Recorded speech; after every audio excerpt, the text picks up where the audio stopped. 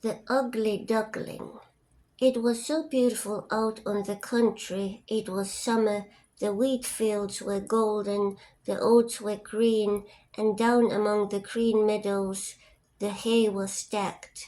There the stork minced about on his red legs, clacking away in Egyptian, which was the language his mother had taught him.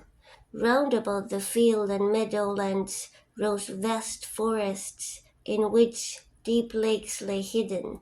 Yes, it was indeed lovely out there in the country.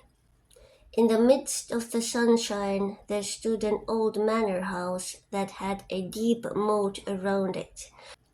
From the walls of the manor right down to the water's edge, great burdock leaves grew, and there were some so tall that little children should stand upright beneath the biggest of them. In this wilderness of leaves, which was as dense as the forests itself, a duck sat on her nest, hatching her ducklings. She was becoming somewhat weary because sitting is such a dull business, and scarcely anyone came to see her. The other ducks would much rather swim in the moat than waddle out and squat under the burdock leaf to gossip with her. But at last the eggshells began to crack one after another. Peep, peep, said the little things as they came to life and poked out their heads. Quack, quack, said the duck, and quick as quick can be they all waddled out to have a look at the green world under the leaves. Their mother let them look as much as they pleased because green is good for the eyes. How wide the world is, said all young ducks, for they certainly had much more room now than they had when they were in their eggshells. Do you think this is the whole world? Their mother asked. Why, it extends on and on, clear across to the other side of the garden, and right on into the parson's field, though that is further than I have ever been. I do hope you are all hatched, she said, as she got up. No, not quite all. The biggest egg still lies here. How much longer is this going to take? I am really rather tired of it all, she said, but she settled back on her nest. Well, how goes it? Asked an old duck who came to pay her a call. It takes a long time with that one egg, said the duck on the nest. It won't crack, but look at the others. They are the cutest little ducklings I have ever seen. They look exactly like their father, the wretch. He hasn't come to see me at all. Let's have a look at the egg that won't crack, the old duck said. It's a turkey egg, and you can take my word for it. I was fooled like that once myself. What trouble and care I had with those turkey children, for I may as well tell you they are afraid of the water. I simply could not get them into it. I quacked and snapped at them, but it wasn't a bit of use. Let me see the egg. Certainly it's a turkey egg. Let it lie, and go to teach your other children to swim. Oh, I'll sit a little longer. I've been at it so long already that I may as well sit here half the summer. Suit yourself, said the old duck, and away she waddled. At last the big egg did crack. Beep, said the young one, and out he tumbled, but he was so big and ugly. The duck took a look at him. That's a frightfully big duckling, she said. He doesn't look at least like the others. Can he really be a turkey baby? Well, well, I'll soon find out. Into the water he shall go, even if I have to shove him in myself. Next day the weather was perfectly splendid, and the sun shone down on all the green burdock leaves. The mother duck led her whole family down to the moat. Splash! She took to the water. Quack, quack, said she, and one duckling after another plunged in. The water went over their heads, but they came up in a flash and floated to perfection. Their legs worked automatically, and they were all there in the water. Even the big ugly gray one was swimming along. Why, that's no turkey, she said. See how nicely he uses his legs, and how straight he holds himself. He's my very own son after all, and quite good looking if you look at him properly. Quack, quack, come with me. I'll lead you out into the world and introduce you to the duckyard. But keep close to me so that you won't get stepped on, and watch out for the cat. Thus they sallied into the duckyard, where all was in an uproar because two families were fighting over the head of an eel, but the cat got it after all. You see, that's the way of the world. The mother duck licked her bill because she wanted the eel's head for herself. Stir your legs, bustle about, and mind that you bend your necks to that old duck over there. She's the noblest of us all and has Spanish blood in her. That's why she's so fat. See the red rag around her leg? That's a wonderful thing, and the highest distinction a duck can get. It shows that they don't want to lose her, and that she's to have a special attention from man and beast. Shake yourselves, don't turn your toes in. A well-bred duckling turns his toes way out, just as his father and mother do, this way. So then, now duck your necks and say quack. They did as she told them, but the other ducks around them looked on and said right out loud, See here, must we have this brood too, just as if there weren't enough of us already? And phew, what an ugly-looking fellow that duckling is. We won't stand for him. One duck charged up and bit his neck. Let him alone, his mother said. He isn't doing any harm. Possibly not, said the duck who bit him, but he's too big and strange, and therefore he needs a good whacking. What a nice-looking children you have, mother, said the old duck, with the rag around her leg. They are all pretty, except the one. He didn't come out so well. It's a pity you can't hatch him again. That can't be managed, your ladyship, said the mother.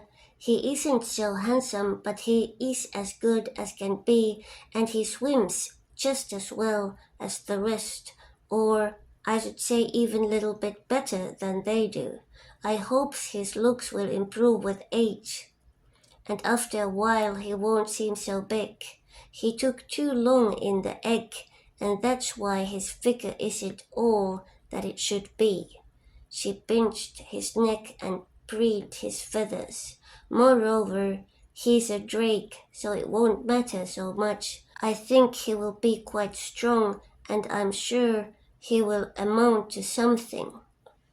The other ducklings are pretty enough, said the old duck. Now make yourselves right at home, and if you find an eel's head, you may bring it to me.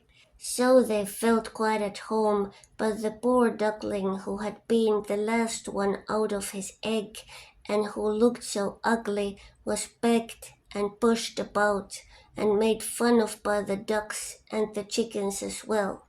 He's too big, said they all. The turkey gobbler, who thought himself an emperor because he was born wearing spurs, puffed up like a ship under full sail, and bore down upon him, gobbling and gobbling until he was red in the face.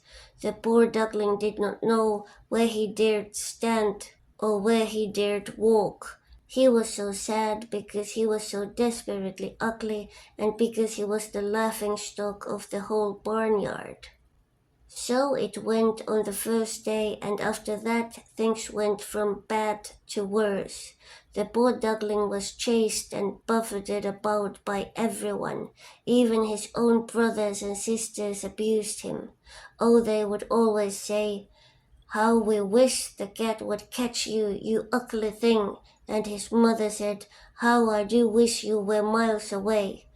The ducks nipped him, and the hens pecked him, and the girl who fed them kicked him with her foot. So he ran away, and he flew over the fence. The little birds in the bushes darted up in a fright.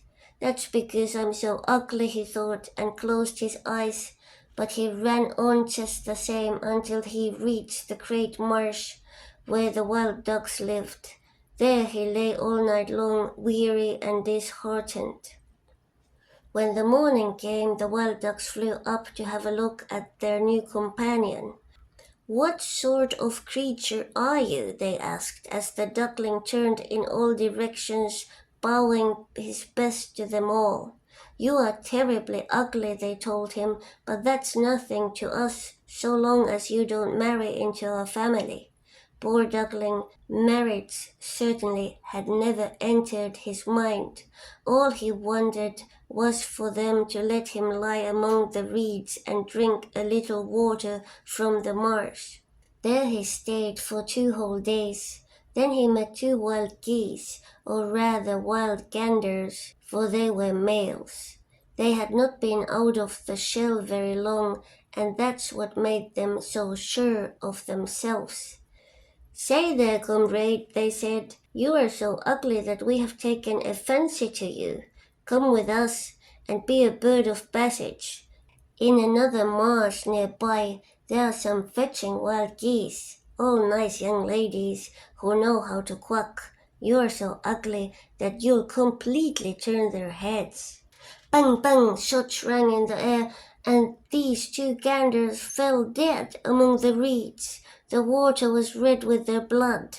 Bang, bang, the shots rang, and as whole flocks of wild geese flew up from the reeds, another volley crashed. A great hunt was in progress. The hunters laid under cover all around the marsh, and some even perched on branches of trees that overhung the reeds. Blue smoke rose like clouds from the shade of the trees and drifted far out over the water. The bird dogs came splash, splash through the swamp, bending down the reeds and the rushes on every side. This gave the poor duckling such a fright that he twisted his head about to hide it under his wing. But at the very moment a fearfully big dog appeared right beside him. His tongue lolled out of his mouth and his wicked eyes glared horribly. He opened his wide jaws, flashed his sharp teeth, and splash, splash, he went without touching the duckling. "Thank heavens," he sighed, "I'm so ugly that the dog won't even bother to bite me." He lay perfectly still while the bullets splattered through the reeds as shot after shot was fired. It was late in the day before things became quiet again, and even then the poor duckling didn't dare move. He waited several hours before he ventured to look about him, and then he scurried away from the marsh as fast as he could go. He ran across fields and meadows. The wind was so strong that he had to struggle to keep his feet. Late in the evening he came to a miserable little hovel, so ramshackle that it did not know which way to tumble, and that was the only reason it still stood. The wind struck the duckling so hard that the poor little fellow had to sit down on his tail to withstand it. The storm blew stronger and stronger, but the duckling noticed that one hinge had come loose and the door hung so crooked that he could squeeze through the crack into the room, and that's just what he did. Here lived an old woman with her cat and her hen. The cat, whom she called Sonny, could arch his back, purr, and even make sparks, though for that you had to stroke his fur the wrong way. The hen had short little legs, so she called her Chicky Shortleg. She laid good eggs, and the old woman loved her as if she had been her own child. In the morning they were quick to notice the strange duckling. The cat began to purr, and the hen began to cluck. What on earth? The old woman looked around, but she was short-sighted, and she mistook the duckling for a fat duck that had lost its way. "That was a good catch," she said, Now I shall have dug eggs unless it's a drake. We must try it out. So the duckling was tried out for 3 weeks, but not an egg did he lay. In this house the cat was master and the hen was mistress. We and the world, for they thought themselves half of the world, and much the better half at that. The duckling thought that there might be more than one way of thinking, but the hen would not hear of it. Can you lay eggs? She asked. No. Then be so good as to hold your tongue. The cat asked. Can you arch your back, burr, or make sparks? No. Then keep your opinion to yourself when sensible people are talking. The duckling sat in corner feeling most despondent. Then he remembered the fresh air and the sunlight. Such a desire to go swimming on the water possessed him that he could not help telling the hen about it. What on earth has come over you? The hen cried. You haven't a thing to do, and that's why you get such silly notions. Lay us an egg or learn to burr, and you'll get over it. But it's so refreshing to float on the water, said the duckling. So refreshing to feel it rise over your head as you dive to the bottom. Yes, it must be a great pleasure, said the hen. I think you must have gone crazy. Ask the cat, who is the wisest fellow I know, whether he likes to swim or dive down into the water. Of myself I say nothing, but ask the old woman, our mistress. There is no one on earth wiser than she is. Do you imagine she wants to go swimming and feel the water rise over her head?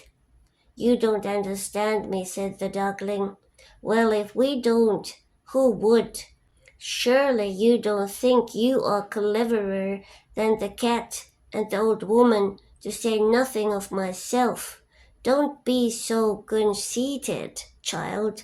Just thank your Maker for all the kindness we have shown you. Didn't you get into this snug room and fall in with people who can tell you what's what? But you are such a numbskull that it's no pleasure to have you around. Believe me, I tell you this for your own good. I say unpleasant truths, but that's the only way you can know who are your friends. Be sure now that you lay some eggs. See to it that you learn to purr or to make sparks. I think I'd better go out into the wild world, said the duckling. Suit yourself, said the hen.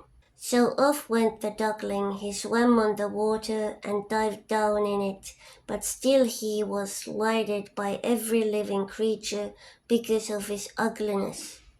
Autumn came on. The leaves in the forest turned yellow and brown.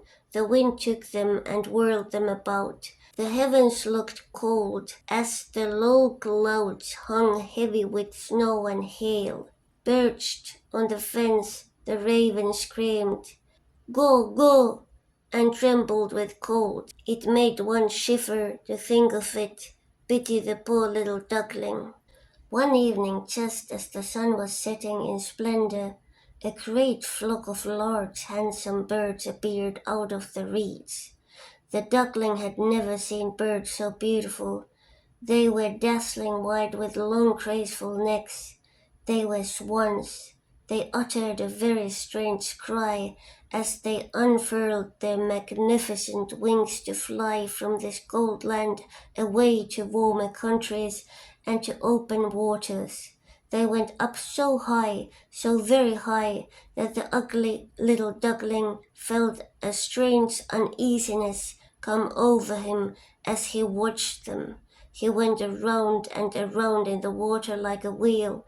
He craned his neck to follow their course and gave a cry so shrill and strange that he frightened himself. Oh, he could not forget them, those splendid happy birds. When he could no longer see them, he dived to the very bottom, and when he came up again, he was quite beside himself. He did not know what birds they were, or whither they were bound, yet he loved them more than anything he had ever loved before. It was not that he envied them, for how could he ever dare dream of wanting their marvelous beauty for himself? He would have been grateful if only the ducks would have tolerated him, the poor ugly creature. The winter grew cold, so bitterly cold that the duckling had to swim to and fro in the water to keep it from freezing over. But every night the hole in which he swam kept getting smaller and smaller.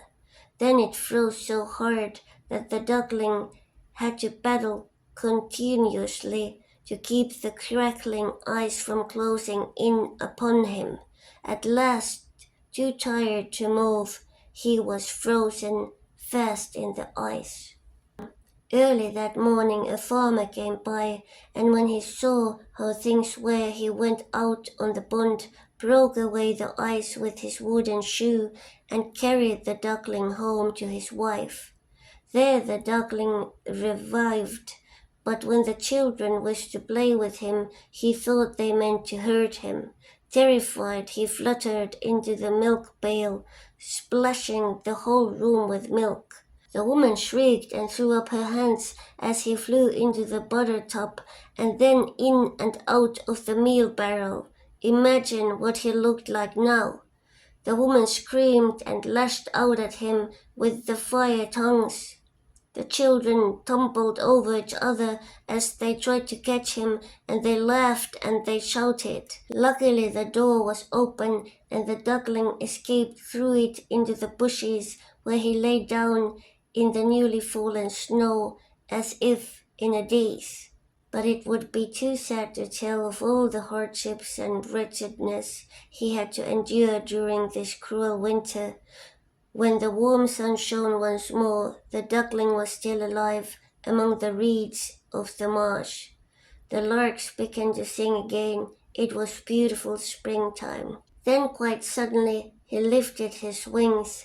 They swept through the air much more strongly than before, and their powerful strokes carried him far.